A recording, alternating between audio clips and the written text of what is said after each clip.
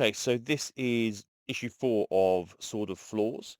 A little bit behind this one. For some reason, this one didn't come to the shop for, I think, to the week after. Then it took me another week to actually get it ordered. So it came a little bit late. And since then, we've actually had the announcement that this is going to be an ongoing series. So issue 4 can continue onwards. The annoying part about that is Freddie Williams is not doing issue 5. Someone else is doing issue 5. And the fact that this story does not wrap up in issue 4. It continues onwards. So it's like, well, what was the original plan? Were you going to draw an issue 5 with Freddie Williams and that would have been it? Or what? I don't know. But I don't know now at the moment if I'm gonna get the rest of the series. I think it's pretty cool, but I don't know what the artwork is. We'll probably try issue 5 and just see what it's like. So last we saw, Skeletor has got the power of the Sword of Flaws. Triclops is basically not having any of it. He's seen what's going to come. He gets his eyes ripped off, which is not particularly good. Meanwhile, back in the past, we've got this guy here who's grey, and they keep kind of bit, oh, it's Grey Skull. It's like, okay, that's play on words, magic.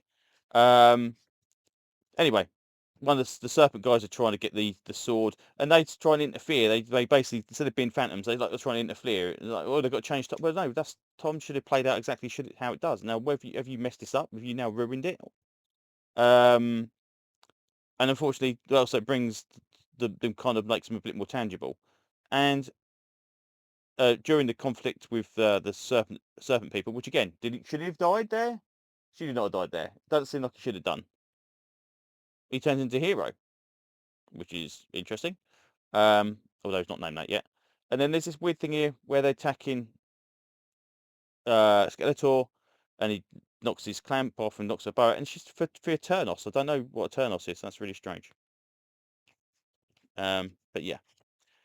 So all in all, they're a bit of a fight. They're still getting on Skeletor's side. He-Man's kind of banging through the bad guys, and says, "Oh, no, you can't fight him because you need to. He's got the power, and it's kind of like seems to be anti-magic or whatever, like they said in the past. So his sword cannot defeat him or whatever. I don't really know what's going on with that, but they basically said, "Oh no, don't go. We'll try and take him down." So, well, you got the strongest man in the universe, and you're going to try and take him down. That's not very good. Anyway, Battle Cat's injured, and that might have been part of the reason. So they need to go and take Battle Cat back to Grayskull to kind of get him reinvigorated. Grey the Engineer becomes Hero, like I said before, but her being tangible now means she'd be stabbed in the past, which is weird because how do you know that? And the Sword of Flaws is still there. The heroes leg it after fighting Skeletor is too much to handle. Meanwhile, back at the Castle Grayskull, Battle Cat is injured, and apparently he can't turn back to Cringer because if he does, he will die because he's had too much injury. But he also can't be healed; it's going to take a little while, so that removes him from the battlefield. Meanwhile, they go back to Snake Mountain, get repaired. Triclops stays with the good guys, which again kind of reminds me a lot of what they did with Thundercracker in Transformers, which is like, okay, Skeletor's going out doing his thing with all his bad guy people. Hero apparently buries a sword, which is exactly what we intended to do anyway. So I'm not quite sure where that kind of timeline thing works out.